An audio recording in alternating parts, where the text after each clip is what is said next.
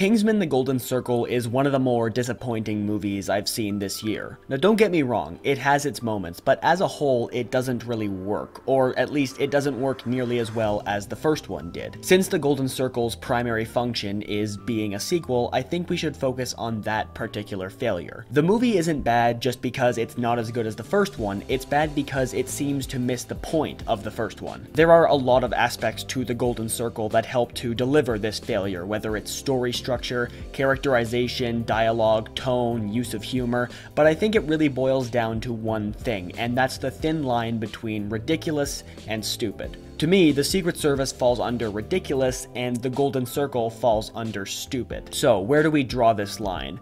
Well, first of all, why did the first Kingsman movie work so well? The Secret Service functions as both a parody of spy movies and as a legitimately solid spy movie in its own right. It plays up aspects of its world to insane degrees, but it's all rooted in a very simple origin story. The Secret Service doesn't set out to reinvent the wheel, it just has a lot of fun with the familiar concepts of a spy movie. It was refreshing in that way, it was different, and it was the sort of movie that left you wanting more. The Golden Circle's biggest mistake is that it pushes things too far, it makes things too silly, and it loses the charm by doing so. About 10 minutes into The Golden Circle, I checked out in terms of expecting a story I could be invested in, or a world that was grounded in any way. Now, that isn't to say that it needs to be totally grounded, but there has to be some kind of foundation. The Secret Service had an archetypical spy origin story. You see a punk kid taken under a mentor's wing, he learns the skills he needs to become a better man, he saves the world, and he gets the girl. Elements like a weaponized umbrella or a device that makes people kill each other through SIM cards are easier to swallow when the story is rooted in something familiar. Sure, it's a bit of a stretch to actually believe, but the tone and the style make it all work alongside the story, and the satire is more apparent because the framework is recognizable. The Golden Circle does too much, and the limits of plausibility are broken. For example, the main villain controls literally all drugs in the world, has a pair of robot dogs,